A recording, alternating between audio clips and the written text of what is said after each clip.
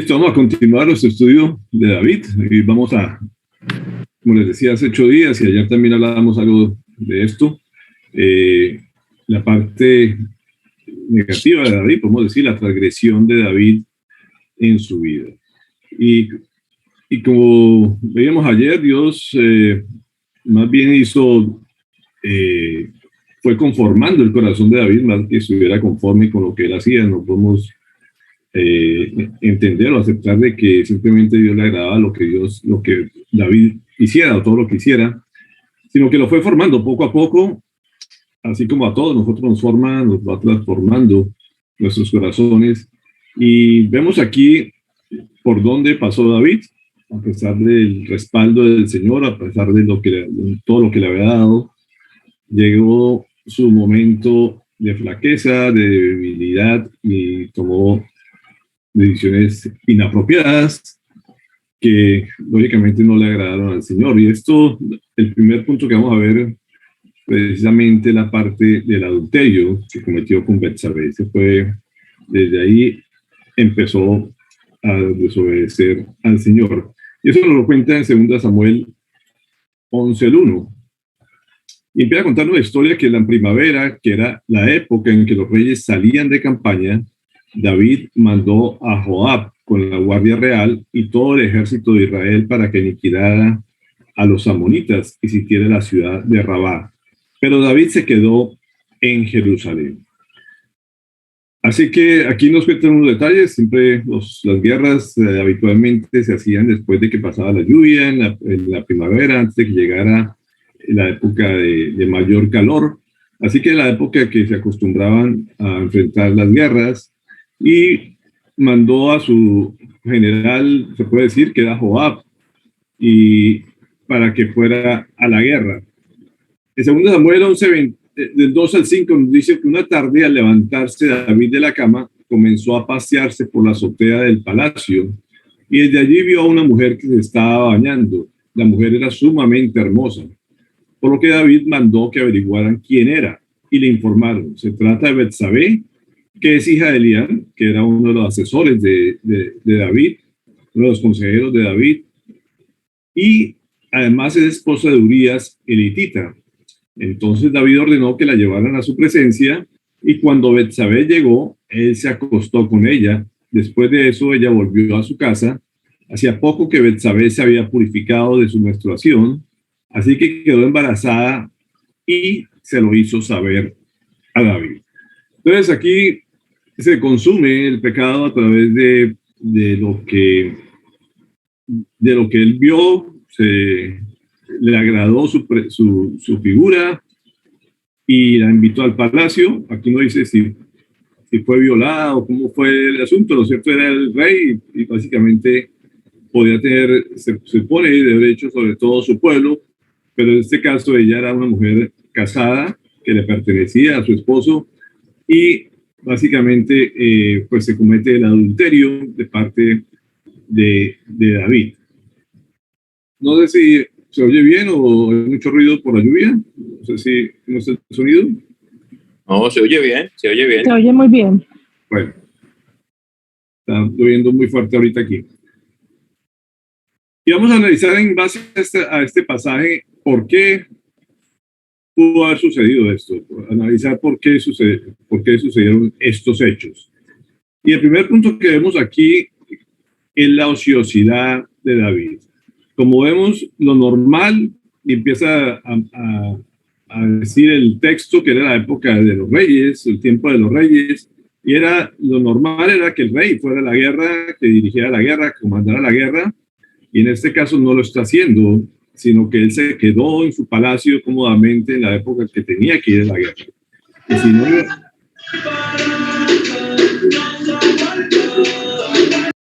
se metió el radiecito. Bueno, así que fue la época que tenía que haber estado al frente de la batalla, y si no podía un rey ir a la batalla, tenía que estar orando y pidiendo protección para sus soldados, si por algún motivo no podía ir. Eso era lo que se habituaba. Así que no vemos a David en ninguna de las dos posiciones. Por favor, Voy a pedirle a Robinson que por favor no prenda el micrófono, por favor, que se nos interfiere. Así que no estaba haciendo ninguna de las dos cosas. Estaba en una época de ociosidad. De hecho, se nos dice que fue en la tarde. O sea, que vemos que David estaba durmiendo hasta tarde. Y eso es lo único que nos muestra, es la ociosidad que estaba pasando en la vida de David. Y es unos tiempos peligrosos, precisamente cuando la...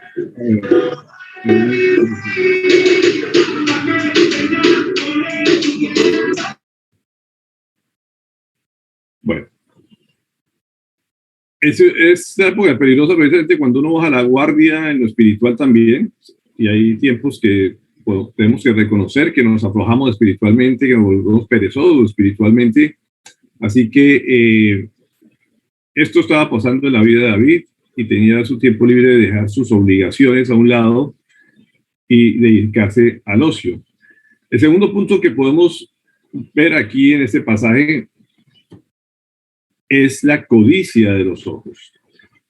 Yo alguna vez di una charla que para mí siempre me recuerda mucho que el problema no es lo que viera David. Como vemos ahí, él se asomó en su palacio y cualquiera pues simplemente se está asomando y pues ve a una mujer desnuda, atractiva, muy bonita.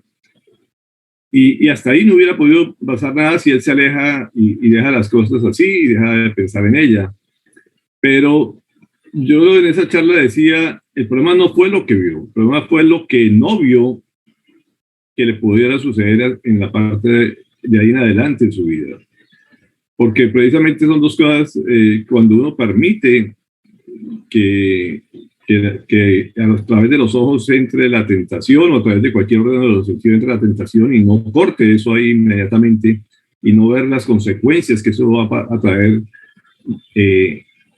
posteriormente, que es lo que no vio David, y es lo que vamos a hablar un poco más adelante. Así que hasta ese momento podemos decir que fue la codicia, entró la codicia por ahí y desear algo que no le correspondía. Tenía que haber hecho lo que hizo Job, que Job lo describe en el capítulo 31, el versículo 1, dice, yo había convenido con mis ojos no mirar con lujuria a ninguna mujer. Había hecho un pacto básicamente con sus ojos para que no codiciara a ninguna mujer. Una cosa es ver y otra cosa es codiciar, que eso fue lo que hizo David. Así que hay que hacer la misma medida de Job, precisamente para no hacer un pacto con los ojos o con los sentidos, para no permitir que la tentación pase más de ahí. Como sabemos, todas las tentaciones se hacen a través de nuestro pensamiento, de nuestro cerebro, pero hay que cortar esa información a través en los mismos ojos para que no pase de ahí y no se genere el pecado. Porque, como dice 1 Juan 2:16, dice, porque nada de lo que hay en el mundo, los malos deseos del cuerpo, la codicia de los ojos y la arrogancia de la vida, proviene del Padre, sino del mundo. Y el mundo se acaba con sus malos deseos, pero el que hace la voluntad de Dios permanece para siempre. Entonces él tenía que sobreponer ante todo la voluntad de Dios por encima de sus impulsos, de sus deseos de su cuerpo, como dice la palabra, de la codicia de los ojos. Tenía que romper inmediatamente ahí, colocando la voluntad de Dios para tener una vida para siempre. Pues como dice Santiago 1:15, dice, luego cuando el deseo ha concebido, engendra el pecado.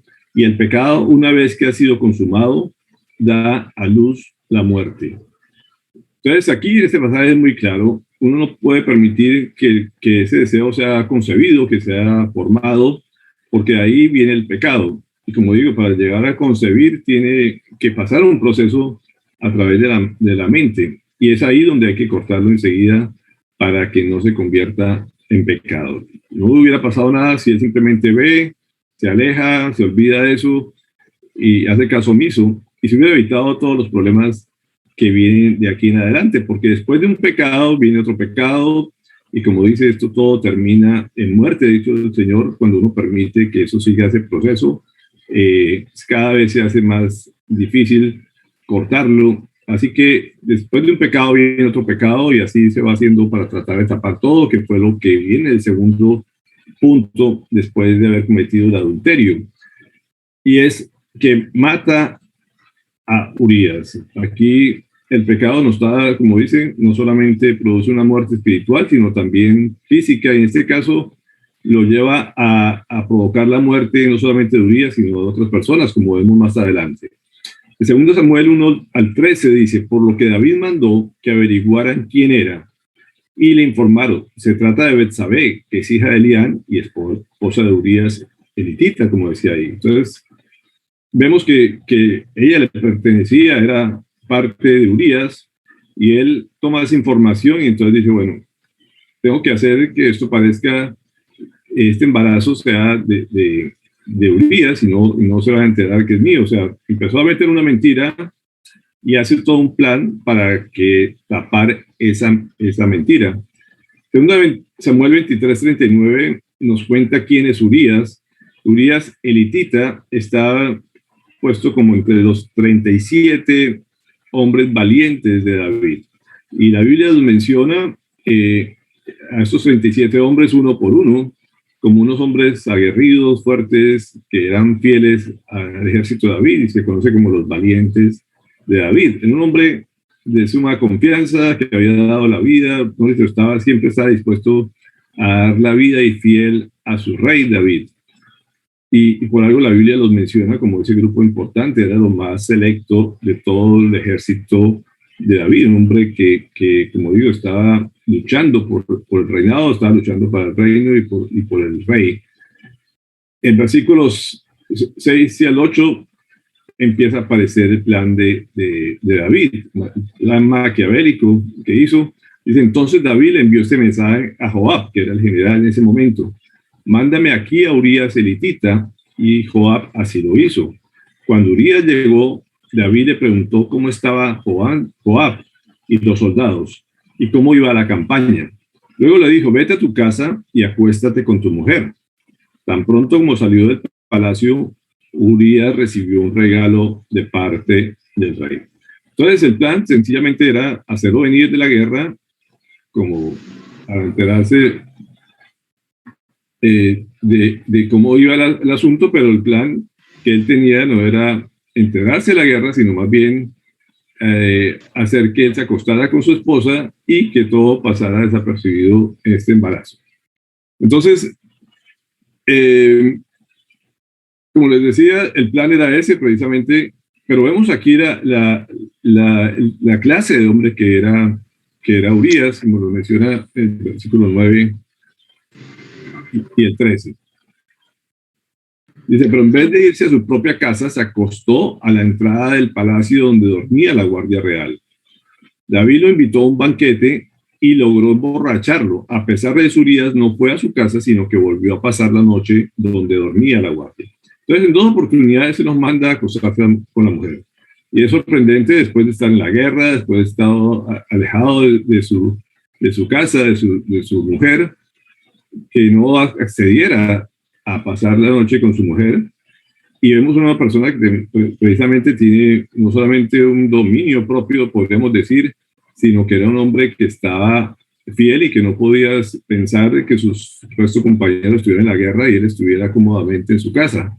Así que uno ve el grado de integridad de este hombre, el grado de fidelidad con el rey y con su ejército, que se quedó durmiendo básicamente en el batallón de guardia y no fue a estar con su mujer. Y esto hace que se le rompan, se le dañen los planes que tenía pensado David.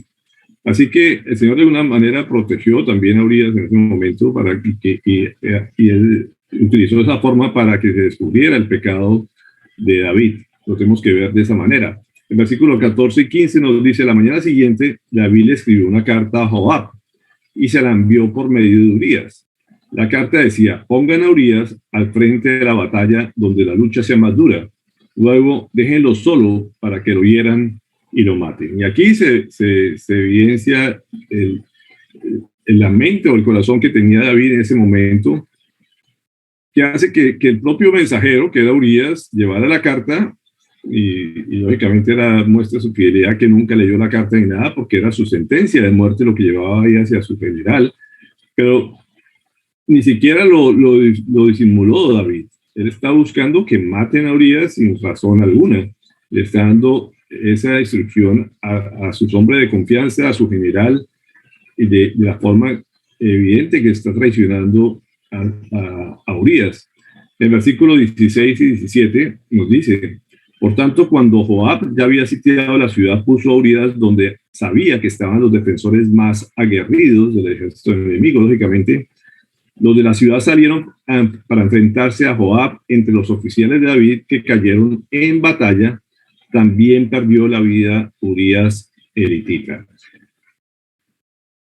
Esto hicieron un ejercicio militar que nadie podría haber hecho eso, precisamente de irse frente a los arqueros, a los que mandaban las flechas, a un sitio muy cercano donde básicamente enfrentar a una muralla cuando arriba están los arqueros. Eso es algo que militarmente nadie utilizaría esa estrategia, y eso hace que mueran no solamente Urías, como dice aquí, sino otros muchos más que no se mencionan en la palabra. Entonces uno mire hasta dónde lleva el deseo de tapar un pecado para que nadie se entere, y expone a mucha gente, y lleva las consecuencias en quién sabe cuántas familias que entraron en duelo por culpa de esta decisión de David.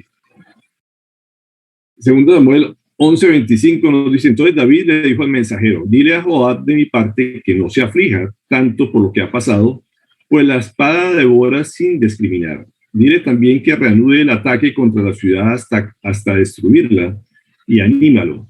Y eso nos permite ver seguramente lo que estaba pasando en el corazón de Joab, porque él sabía que era parte de su ejército lo que estaba haciendo, que estaba cumpliendo una orden del rey. Y lógicamente uno podría decir: este hombre se desanimó de luchar por un rey que está actuando de esta manera, que está haciendo que maten a sus propios hombres.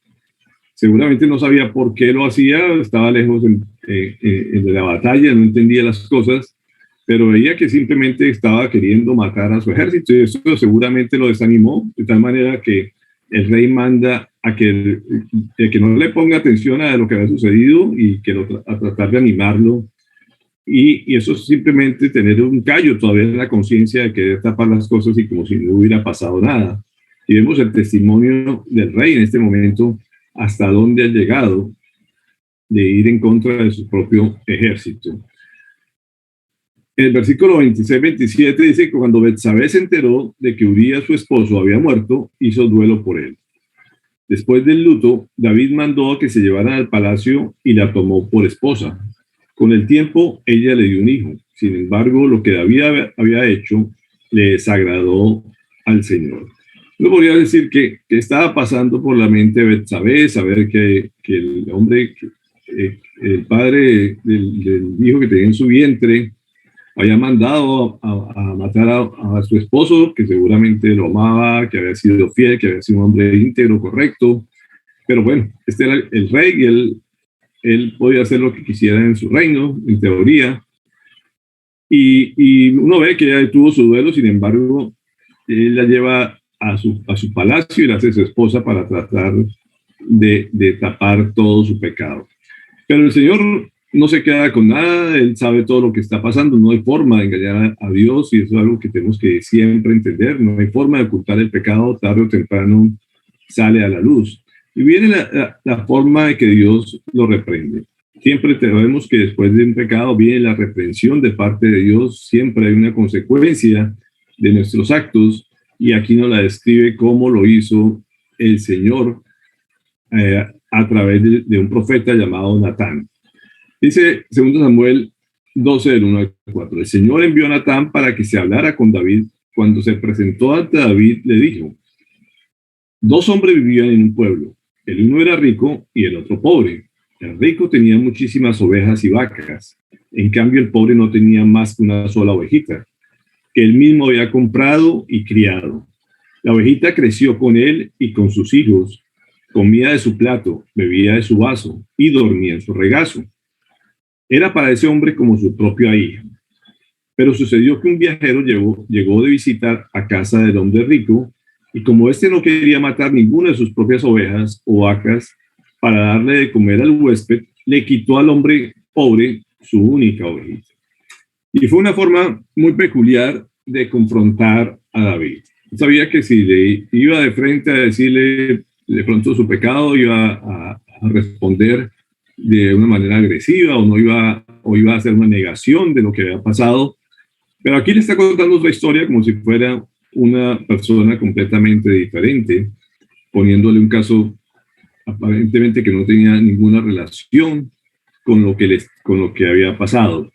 Y rápidamente cae David en dar un juicio que era parte de las funciones del rey, juzgar muchas de las cosas que pasaban en su reino, y él da un veredicto sobre esta situación. Dice, tan grande fue el enojo de David contra aquel hombre que le respondió a Natán: tan cierto como el Señor vive, que quien hizo esto merece la muerte. ¿Cómo pudo hacer algo tan ruin? Ahora pagará 4 veces el valor de la oveja. Y aquí viene una frase que es muy famosa dentro del texto bíblico, que fue la respuesta de Natán. Entonces Natán le dijo a David: tú eres ese hombre. Y esto nos hace ver que nosotros también somos ese hombre, que cada uno de nosotros somos ese hombre, que a veces juzgamos lo que hacen los demás sin darnos cuenta que nosotros también lo hacemos. Así que uno, cada vez que juzga a otra persona, tiene que mirarse que uno también es ese hombre o esa mujer que muchas veces juzgamos lo que los demás hacen y nos damos cuenta de lo que nosotros hacemos. Cuando la historia se cuenta de otras personas, uno también condena y hace un castigo bastante severo, como dice, 4 veces que pague esto, sin darnos cuenta que nosotros muchas veces hacemos lo mismo si queremos pasar por inocentes. Pero aquí inmediatamente Natán lo confronta y le dice: tú eres ese hombre, el que se asemeja a la historia que le acaba de contar por lo que él había hecho con Urías. Y después le da el fallo, el veredicto, lo que él había hecho. Dice: porque entonces despreciaste la palabra del Señor haciendo lo que le desagrada. Es la pregunta que le hace. Entonces, ¿por qué despreciaste la palabra del Señor? Y aquí esta frase de Natán también es fundamental, porque él está inmediatamente no diciéndole que él había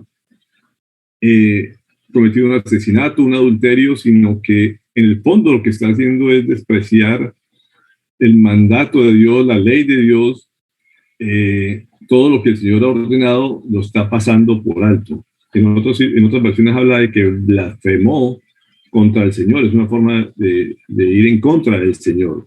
Y después sí le dice, después de esto, porque lo principal es esto, y después le dice: asesinaste a Urías elitita para apoderarte de su esposa. Lo mataste con la espada de los amonitas. Y inmediatamente le cuenta, ahí sí, el detalle de su pecado, lo confronta contra eso, y lo que él creía que había pasado desapercibido y que nadie lo sabía, Dios le está diciendo a través de Natán que el pecado está completamente evidenciado. Y aquí Natán, este hombre de Dios que le lleva la palabra directa al corazón de David, que su nombre significa dar o entregar, precisamente le dio esta noticia de que el Señor sabía lo que había pasado, y además le da las consecuencias de lo que eso iba a traer sus actos. Y se la suelta enseguida en el versículo 10 al 11. Dice: por eso la espada jamás se apartará de tu familia, pues me despreciaste al tomar la esposa de Urías elitita para hacerla tu mujer. Entonces vuelve y le dice otra vez: despreciaste al Señor, es de parte del Señor que está hablando, por eso dice: me despreciaste.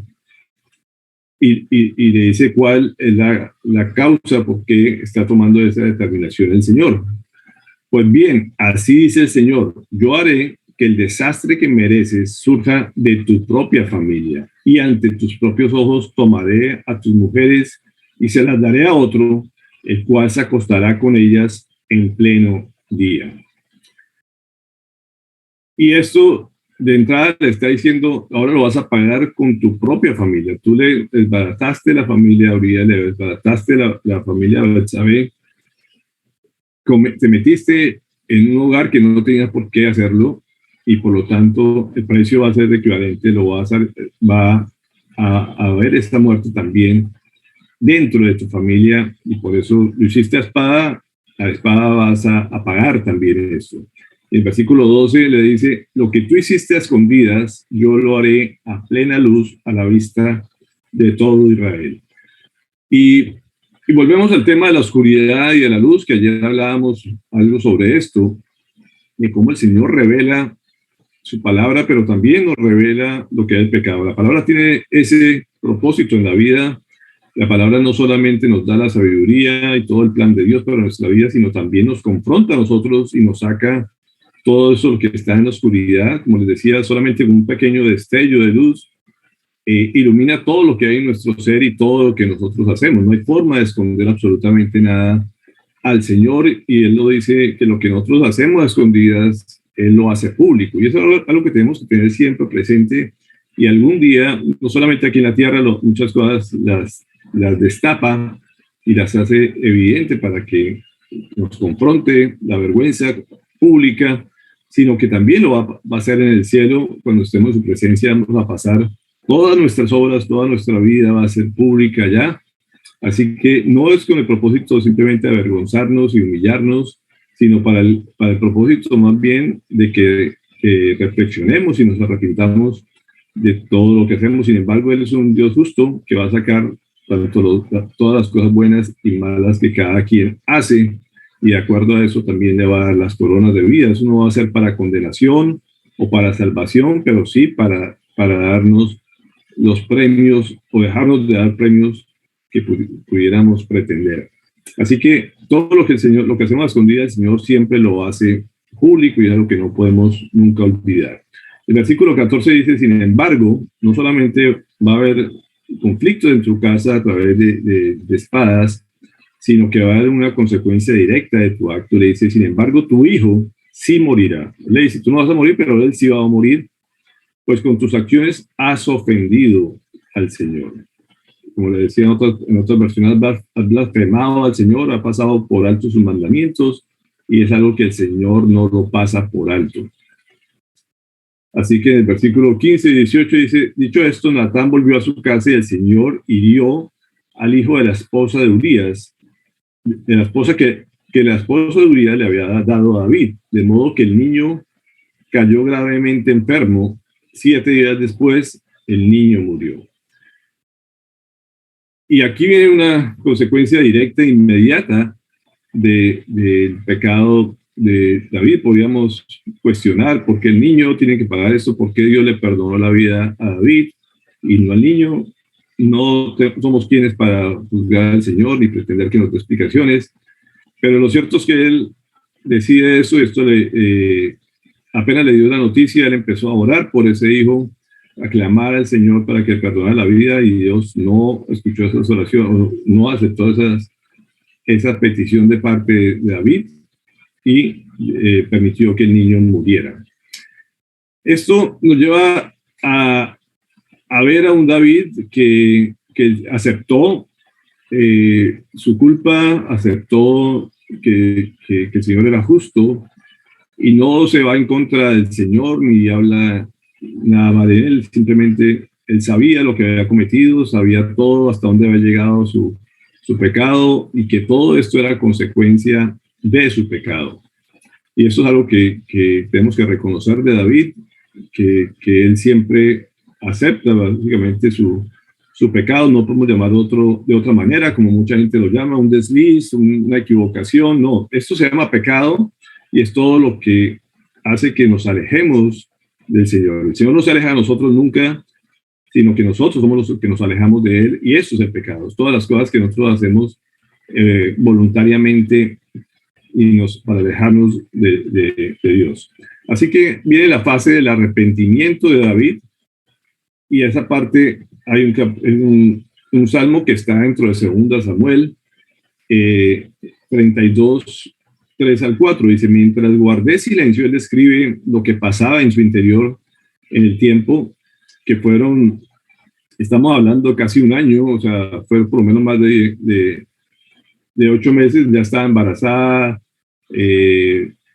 Betsabé, cuando precisamente pasa el tiempo después de que nace, y es cuando aparece Natán y lo confronta. O sea, podemos decir, fueron más de 9 meses y probablemente cerca de un año, cuando Dios le manda al profeta. Dice, mientras guardé silencio, mis huesos se fueron consumiendo por mi gemir de todo el día. Mi fuerza se fue debilitando como el calor del verano, porque día y noche tu mano pesaba sobre mí. De una forma poética podríamos decir que David expresa lo que pasa en su ser y lo que pasa en cualquier persona que su conciencia le dice que ha pecado. Porque todos somos conscientes cuando hemos conocido al Señor, sobre todo, Él nos muestra permanentemente qué es lo que no le agrada, y eso es lo que el Espíritu hace dentro de nosotros. Y eso era como pagar un peso encima, y todo el que está en pecado mantiene ese peso. Y como dice, parece que los huesos se consumen y de verdad se van deteriorando los huesos por llevar ese peso. Y uno lo ve en la práctica médica diaria, muchas personas que viven en pecado no se arrepienten, cómo afecta la parte ósea. Esto no es simplemente una figura poética, es una realidad en la vida de las personas cuando cargan esos pensamientos permanentemente de culpa. Y en el versículo 13 dice, he pecado contra el Señor, reconoció a David ante Natán. El Señor ha perdonado ya tu pecado y tú no morirás, contestó Natán. Y a mí este pasaje me sorprende porque él más se demora casi en confesar su pecado que el Señor en perdonarlo. Y a veces creemos que el Señor se la va a guardar, que lo va a pensar durante un tiempo a ver si nos perdona o no. Simplemente dice que él confesó, él dice de frente, dice no he cometido un desliz, no he cometido un error, no he un descuido, simplemente él dice he pecado. Así de sencillo hay que ser con el Señor, hay que ser sincero con Él. Y dice, he pecado contra el Señor, eso lo reconoció David, y él dice, el Señor ya te ha perdonado. Y eso me impresiona de parte del Señor, también como su firmeza para perdonar, así como lo confronta, también rápidamente lo perdona. En el Salmo 32:5, él describe esto, dice, pero te confesé mi pecado y no te oculté mi maldad. Me dije, voy a confesar mis transgresiones al Señor y tú perdonaste mi maldad y mi pecado. Y ese salmo es bello por la forma en que él expresa este evento que sucedió en su vida y cómo fue resuelto también. Porque esto lo hermoso que hace el Señor, todos pecamos. Hay cosas que definitivamente no le agradan a Él y que no está de acuerdo con nuestro proceder, pero cuando reconocemos el pecado, Él rápidamente nos perdona y nos hace seguir adelante. Eso no quiere decir que nos quite las consecuencias del pecado, como pasó en el hijo de David y en la familia de David, por todo lo que él cometió, pero fue perdonado a partir de ese momento que él confesó. El Salmo 6:6 dice, cansado soy de sollozar, toda la noche inundo de lágrimas mi cama y mi lecho empapo con mi llanto. Y es la forma que él describe que él empapaba su cama de lágrimas, lloró mucho tiempo, y que esta palabra cansado es una palabra que básicamente es desfallecer, desmayar, languidecer. No solamente que estoy cansado físicamente, sino que básicamente lo que está mostrando es que se desmayaba de ese sentimiento que había dentro de sí por lo que había hecho. Era consciente de su pecado, de las consecuencias, hasta dónde había llegado, y esto hacía que llorara tremendamente la vida de David, mostrando su sentimiento de culpa o de básicamente de ver las consecuencias de lo que había provocado. El Salmo 51:1 dice, ten compasión de mí, oh Dios, conforme a tu gran amor, conforme a tu inmensa bondad, borra mis transgresiones. Lávame de toda mi maldad y límpiame de mi pecado. Él está pidiendo compasión al Señor. Tenemos que entender que el Señor perdona. Eso no quiere decir que nos sentamos ya como si no pasó nada. Él seguía cargando esa suciedad que produce el pecado. Él quiere que sea lavado, Él quiere que le quite ese sentimiento de inmundicia. Como dice, el dolor, hablábamos estos días del olor, definitivamente huele feo ante Dios y uno siente que ese olor no se lo puede quitar. Pero es un proceso también que el Señor va haciendo en nuestra vida hasta que sentirnos completamente libres de toda condenación. No quiere decir que no sea culpable, fue culpable, pero fue perdonado y Él pagó por nuestros pecados. En el Salmo 151, 9 al 12 dice: aparta tu rostro de mis pecados y borra toda mi maldad. Crea en mí, oh Dios, un corazón limpio. Renueva la firmeza de mi espíritu. No me alejes de tu presencia, no me quites tu Santo Espíritu. Devuélveme la alegría de tu salvación, que un espíritu obediente me sostenga. Y son palabras bellas de parte de David, que verdaderamente él describe toda la tristeza que el pecado provoca. Él dice: quiero que me regrese la alegría de la salvación. Lo que antes veíamos a David danzando, gozando sin ningún tipo de vergüenza, como lo veíamos en las lecciones pasadas. ¿Y dónde estaba ese David que estaba gozoso de tener la palabra dentro de su ciudad, dentro de su templo? ¿Dónde está eso? ¿Dónde quedó? Y así como se había olvidado de la palabra del Señor, él también se olvidó ya estando gobernando. Esa palabra se me olvidó, había despreciado la palabra del Señor. De nada sirve escuchar si no se obedece.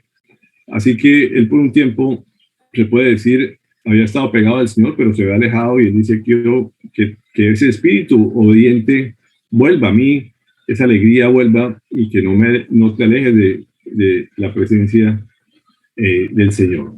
El Salmo 32, 1, 2 dice: dichoso aquel a quien se le perdonan sus transgresiones, o bienaventurado es la otra palabra, otra versión.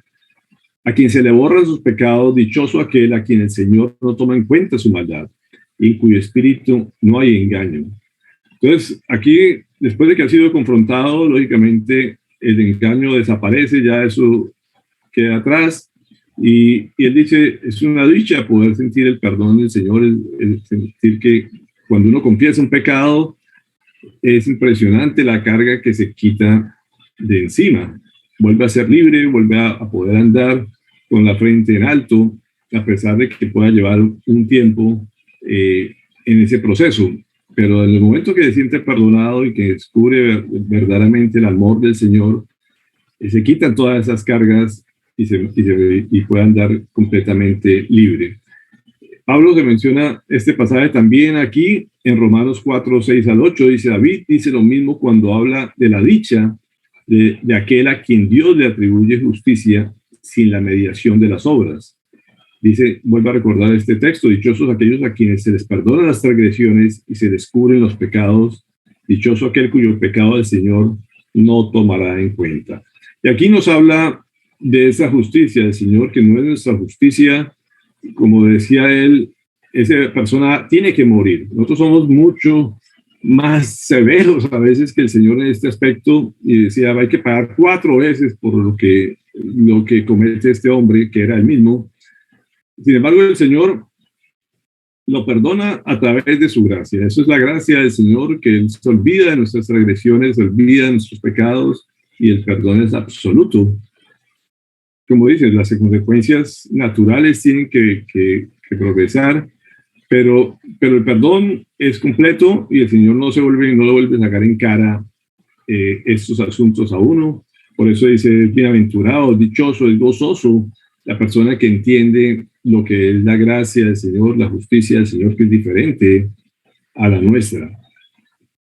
Y aquí vemos los pasos del arrepentimiento real. Estos días hablamos del arrepentimiento.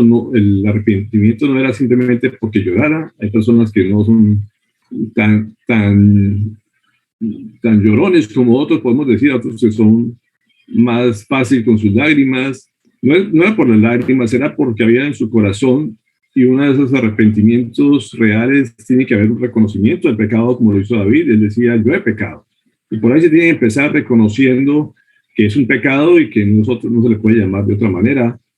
Y además es confesarlo con su boca, No es simplemente yo creo que he pecado y me lo guardo para mí, no lo digo nada. Él lo hizo público ante el Señor, ante el profeta.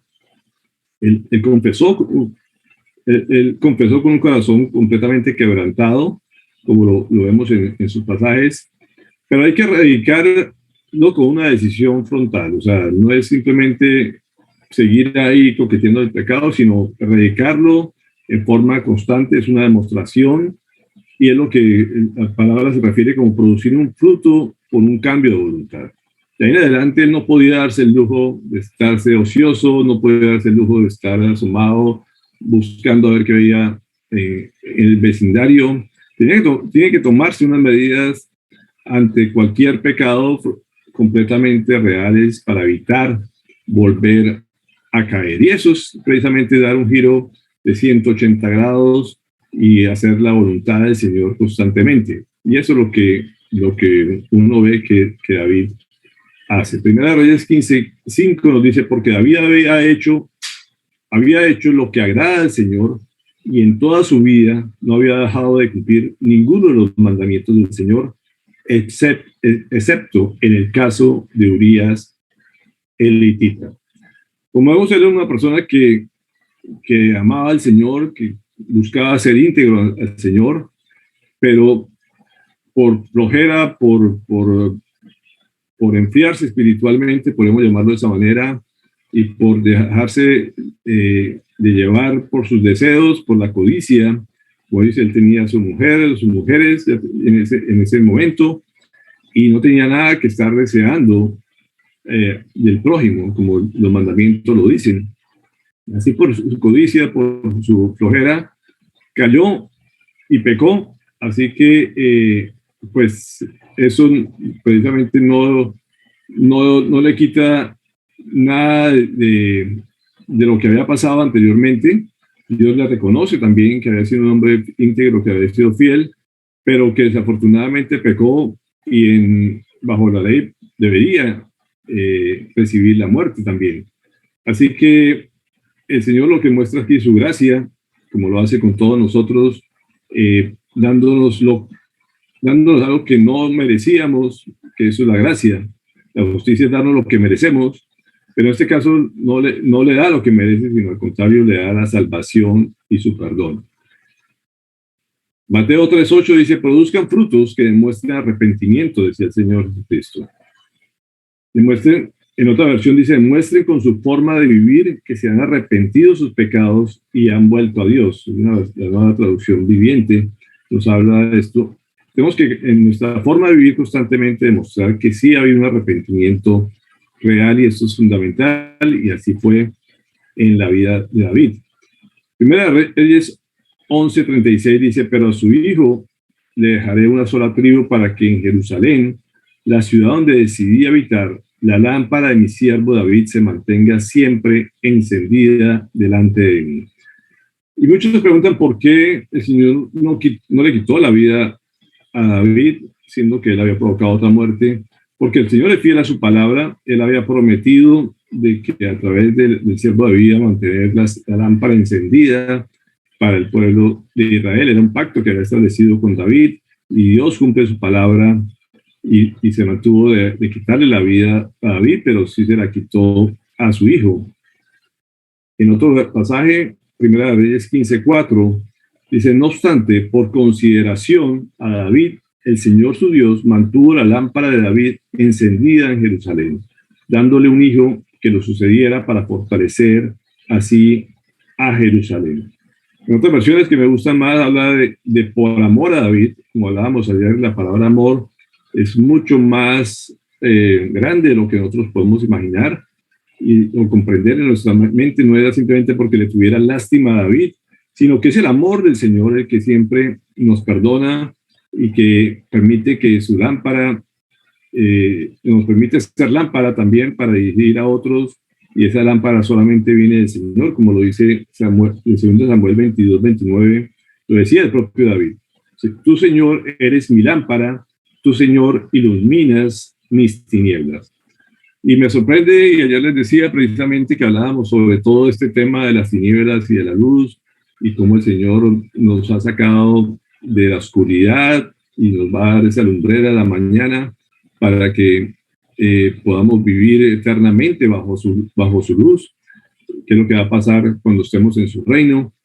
Pero el Señor permanentemente nos ilumina, nos guía a través de su palabra para que no caigamos en la tentación, para que estemos pegados a ella. Cuando uno está, como decíamos ayer, profundizando en su palabra, dedicados a él, es muy difícil que podamos caer en una tentación como la que cayó David. Y eso es la invitación a todos, precisamente, es la forma de estar pegado a la fuente de luz, a la fuente que el Señor nos da, que es su palabra, para que no nos desviemos del camino, no caigamos y que no cometamos el mismo error de David, de no ser ociosos espiritualmente, sino que nos animemos todos los días a estar pegados, estudiando. Creo que todo eso, el hecho de que nos reunamos diariamente, nos mantiene alejados del pecado. Nuestra mente va enfocada más a esto cada vez que preparamos temas aún más, y podemos conocer la verdad de qué es lo que le agrada al Señor, qué es lo que no nos agrada. Eso nos va recordando permanentemente, y poner los ojos en la palabra y no más bien en cosas que nos distraigan en otros medios tan fáciles como hoy el internet, las computadoras y otros medios que cada día se ven para desviarnos de cosas que no tienen ningún valor.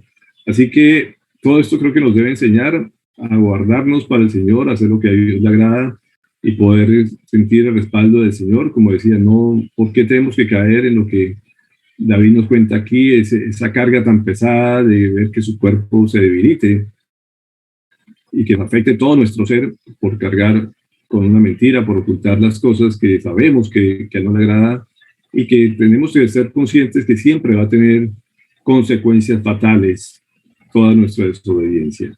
Así que creo que David es un hombre que está siendo conformado por el Señor, lo está formando a través de todas estas experiencias. No es que le agrade lo que haga y acepte todo lo que David haga, y que por eso vemos que la traducción a veces se queda o cambia el sentido, y que él está conforme con lo que David es. No era conforme al corazón de Dios, sino que estaba conformado, estaba siendo permanentemente confrontado también de acuerdo a la voluntad de nuestro Padre Celestial.